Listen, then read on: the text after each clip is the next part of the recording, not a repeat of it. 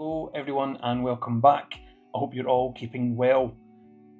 First and foremost, if at any stage that I look incredibly uncomfortable in this video, it's because I am. I don't mind having my picture taken, but I really don't like being on camera, hence why I do everything with a voiceover. That's my happy place, that's my safe place. No one wants to see this big hairy face first thing in the morning or before you go to your bed. Anyway, let's crack on. Let's dive into this one. L&E had no plans whatsoever to do any surface or night observations at Loch Ness this October, but that very quickly changed, and within a matter of days a small night expedition was put together. And on this occasion we were joined by Chris, Jared and Paul. We had planned to go to Urquhart Bay, or Urquhart Castle, our favourite spot, where we can use the jetty. And it was our plan to use the hydrophone and to use the underwater camera trap Scrappy. Now, before we even got down to the pier, we were already hearing a lot of commotion and splashing on the loch's surface. As you walk out to the pier, we could hear it all on the left hand side. There was nothing really happening on the right hand side. We were getting a lot of activity on the left hand side. It wasn't constant, but it definitely was the most frequent it's ever been during a night expedition to Loch Ness, for us anyway. We kind of thought we were going to be in for a night, but we didn't know what was going to happen. We were hearing all that splashing before we even put bait in the loch, so that just goes to show that there was already something there, but we don't know what. We have no idea why they were acting that way, but we were excited. We were excited to see what was going to happen. On our first attempt using Scrappy, we lowered him down to the left-hand side of this jetty. It took a wee while to get to the bottom, but it was fine, it was secure, we got there, we were happy with it. This time round, on Friday the 31st, which so happens to be Halloween, we decided to lower Scrappy off the end of the jetty. Now, as the crow flies, it's a very, very short distance between our first deployment to our second deployment. There's not really much in it. But in terms of depth, there certainly was a change in depth. To the point where we actually thought we were going to run out of rope and then lose Scrappy. That wouldn't have been good. That wouldn't have looked good at all. We don't have a live feed, so it very much is the whole close your eyes and wish for the best and hope you find some sort of levelled grounding, I guess. So tonight, bait-wise, we were advised to use prawns. These were Tesco's finest prawns. Some prawns stayed afloat while others sank below the surface.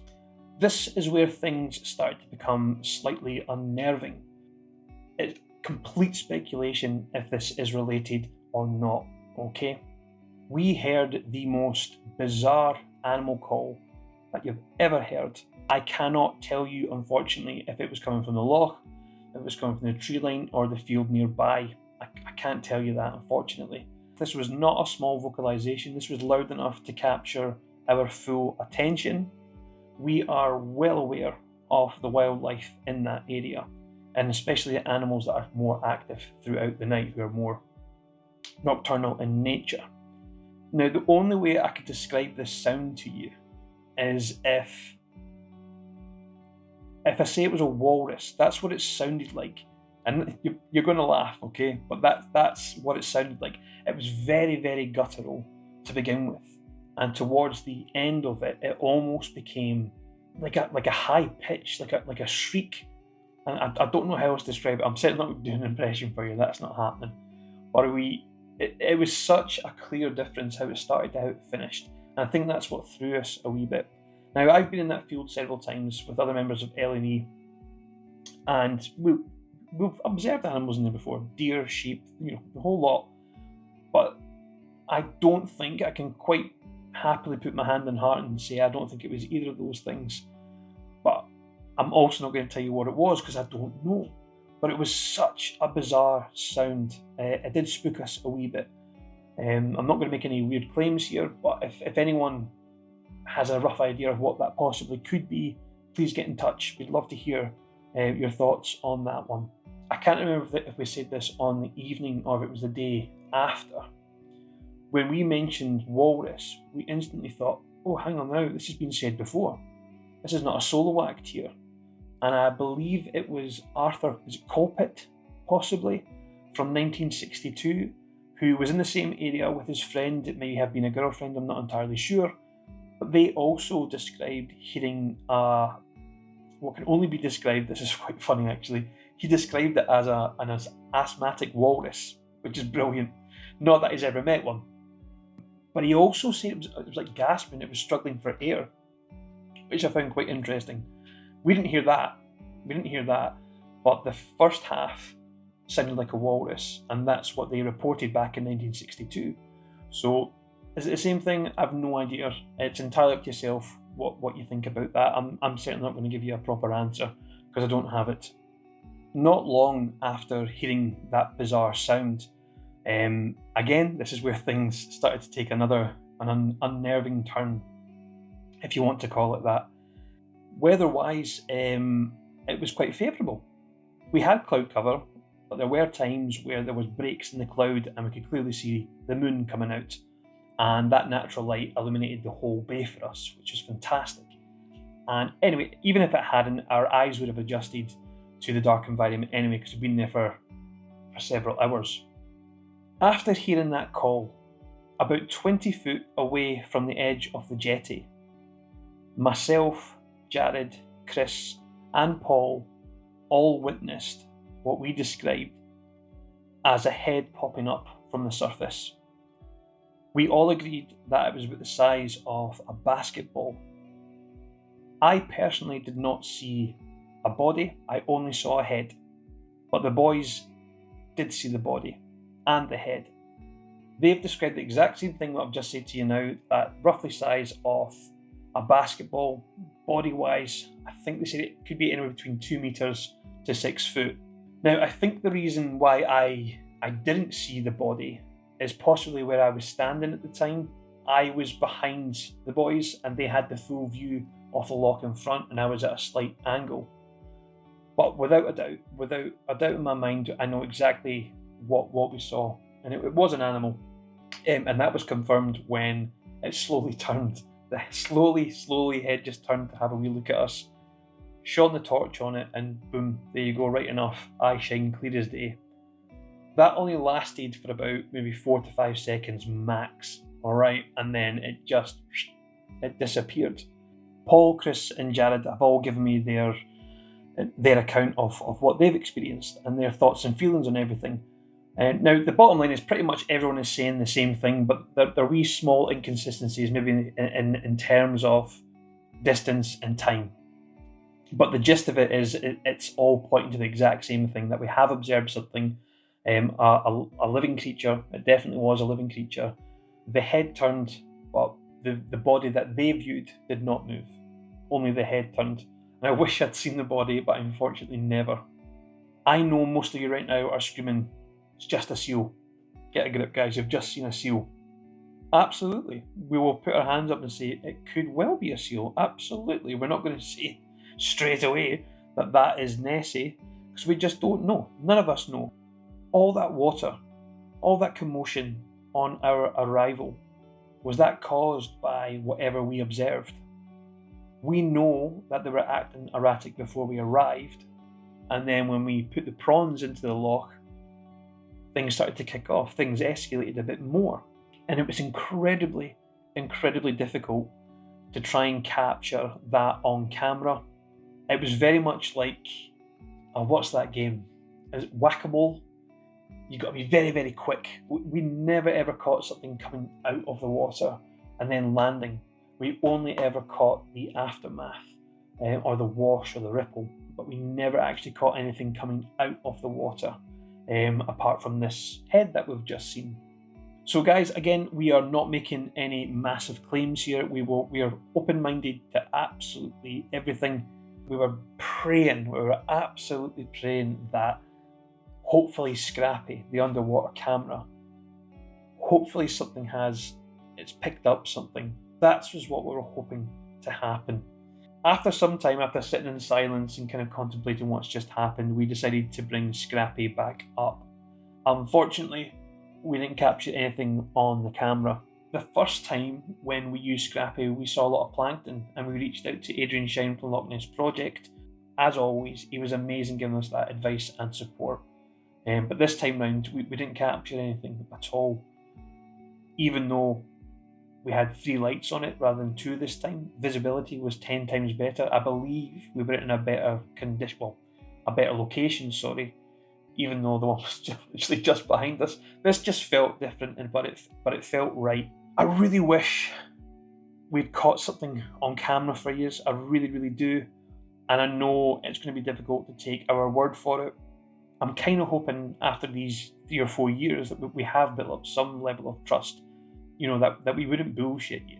We are literally just, we're doing our job. We're observing, we're trying to record, we try to analyse it, and then we share it with you guys. And that is our job, and it's up to you to arrive at your own conclusions. We decided to pack everything away. It was getting quite cold. I think it's like 2 o'clock in the morning at this stage. We were all getting a bit chilly. So we packed everything up and we made our way off the jetty to go back to the cars. Now, I was with Chris at the time. We were the first 2 to leave. I had Scrappy on my shoulder, and Chris was just behind me. We had the bags of our equipment and other things, and we were walking away. Now, I'm gutted that I never heard this, but I know Jared, Chris, and Paul did. Just as we were about to leave, there was a colossal splash. I didn't hear it, the boys did. They've all reported the exact same thing, and this happened at no more than, I think it was maybe 5 feet away from the jetty. Now, we're walking back, so this would have happened on our right-hand side. Jared and Paul described this almighty splash. Chris heard it. Chris dropped what he was doing and then ran towards it. I had no idea what was going on. Jared and Paul were white as ghosts. They clearly had just seen something that spooked them, and right enough, whatever had caused that massive splash, it had thrown up all this water and it had soaked right across the jetty. I was gutted that I missed that, and I didn't even hear it. And I think the reason I didn't hear it, because I had my waterproof on, and I had Scrappy here, I was carrying it, and so there was a lot of rustling going on here. I just couldn't hear it at all. But I will never forget the look on Jared and Paul's face. They were genuinely quite scared. So we don't know what it was again, but it was something big that's caused that splash. We scoped that area as much as possible. We were underneath the jetty at one point, thinking, right, what could that have been? And it's not too deep in that bit just before you get back onto land. There is a drop, don't get me wrong, there 100% is a drop. And it certainly is deep enough to harbour something large, could be a large seal, could be a Loch Ness monster. Yeah, I believe them. I'll always believe them. I trust them fully. We're not making claims here, so please just remember that. We are not making claims. We are just reporting what has happened. We were very reluctant to share this with people, and it's not because we were scared of ridicule. That doesn't bother us in any way, shape or form. We're all well aware that if you go into this area, or the Nessie community, or the Loch Ness community, that, at some stage there will be some sort of ridicule, regardless of where your beliefs lie. You're going to encounter it. So you better just accepting it and then just brushing it off. Ignore the personal comments, because it really means nothing to us. I take great pride and pleasure knowing that they think about us a lot more than we think about them. I don't understand why people make it personal. I'll never understand it. Get a grip. Get an absolute grip. Anyway, I'm digressing. The reason we were reluctant to do so, again, not for ridicule, the reason we were reluctant to do so was because we didn't want the element, the boy that cried wolf. And we've experienced this before, and it's still kind of an ongoing thing, and I don't want to badmouth anybody, but it is relating to the webcams. When individuals make claim after claim after claim, it does more damage than it does good. And when you're more focused on your likes and monetizing stuff, it takes away the actual real purpose, if that makes sense. And we've never been about that. People in the past have told me to monetize this, And I'm not interested in doing that. I'm really not, and I never will be. The reason L&E was created was for a group of people to come together. And we've done that, and we're still currently doing that. I'm not interested in making mega bucks from anything like that whatsoever at all. So yeah, sorry, I've done it again. It's ADHD, my bad. As I said, we were reluctant to share it because the boy that cried wolf. The webcams, they're great, but they're also a nightmare at the same time. Making claim after claim after claim does paint Loch Ness in a more negative light than it does a positive light, in my opinion. The reason why I'm saying it is because this is our third possible sighting or encounter. The first one was actually in the same area. It was myself, Jared Christie and Dave Hastings. Exact same spot overlooking the water where we were using bait. We observed eye shine below the surface to maybe about 6 feet below the surface. We all saw it, and we all saw it slowly descending again. No photo, no video, despite cameras in our hands. I'll come back to that. Second one, again, was at Urquhart Castle, but this time it was on the other side. And it was Dave Hastings and myself who witnessed a massive wash of water. Now, Dave is adamant that he observed a back or a hump, whatever it was, and I believe him. I 100% believe him. I never saw that, unfortunately. Story of my life. But I did observe the wash that came rushing towards the shore, so much so that me and Dave had to take several steps back. The third time, this is it. This is the third time now that we've caught something with our own eyes. But again, no photo and no video. You have to remain so disciplined in that moment. And you've got that brief window to react. And if you don't react, it's lost. Now, if I'm reading previous reports or previous sightings, whatever you want to call them, I get so frustrated. I'm thinking, why the fuck would you not take a picture? Why would you not take a video? Guilty as charged. That we are now in that group, unfortunately. I always relate it back to a concert or a gig. There's nothing more infuriating if you go to see a concert and everyone's watching the show, the gig, the concert, we're going to call it, through their phone. Surely put your phone away and just focus on the moment and just use your eyes. That's how you create the memories. You want to savour that moment. So you don't think about getting the camera, you don't think about taking pictures and videos and shouting for other people. You're still trying to process what's just happened. And that's not just us, that happens in everyday life as well. You know, it's not just Loch Ness here. Yeah, we're human, unfortunately. we do miss things now and again. That's why we're reluctant to share things. We don't want people thinking, oh Christ, here they go again, what are we doing, what they're doing. We were really subconscious about that. But at the end of the day, we're doing our job, or we're trying to do our job at the very, very least, by reporting everything that we've experienced back to you. So, last but not least, when I got home, Chris was very kind, and Paul, sorry, to give me the SD card for the GoPro to put the file onto my laptop. It was a big ass file, I think it was like 20 gig or something like that. We recorded like 40 to 45 minutes in 4K. So I'm going to set the scene a wee bit here, okay. I had the video up on my laptop, I had my headphones on, I turned all the lights off in the living room at the time because I didn't want any reflections, I just wanted to be focused on what I was looking at. Had the headphones up, full blast, lights were off, I've got this thing on my laptop, and within about 1 minute and 23 seconds into the video, I have never heard anything like this in my life. Very much like the whole asthmatic walrus thing, but this came from under the water.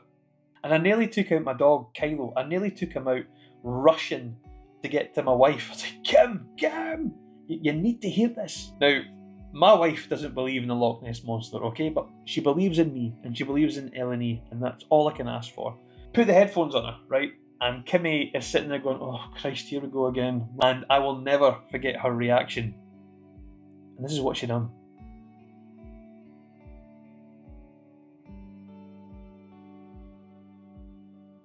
Yes! See? I knew it.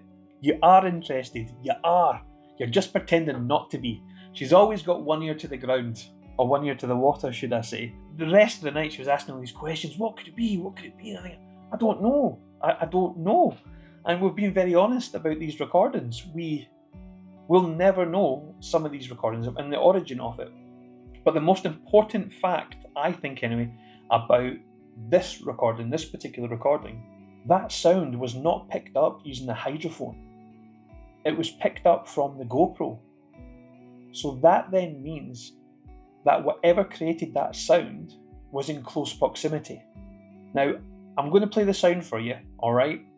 And again, just you're better putting headphones on and have the same experience that I did, alright? And I've tried to enhance this audio for everyone to listen to.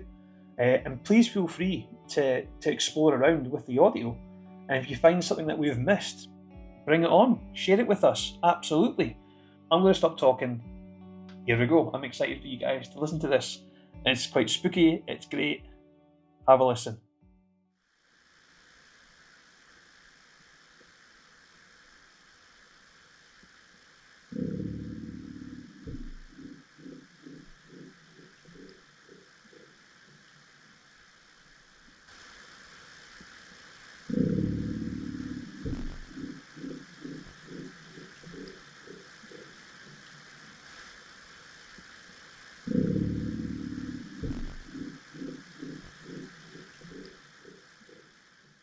What on earth was that? I'm asking you because I don't know. This is why I love doing what we do. Let me know what you think. Let us know what you think. And we can try and draw a conclusion together. What I really want to do next is to explore that area again. Hopefully, if we can do with an ROV, to get a better understanding of what is going on in that area. Now, I know back in the day, I think Adrian, Shine, and possibly Dick as well have explored that area where they were looking for the folklore references to caves, I think they were, or the consistency of the lochside steep walls. I may be mistaken about that, and if I am, I do apologise. I really want to go and do that again, just to see if there's anything there worth of value that can offer some answers, you know, just something. I'm not too sure. Really appreciate your time watching this video. I can't thank you all enough for being here with us. So thank you very, very much.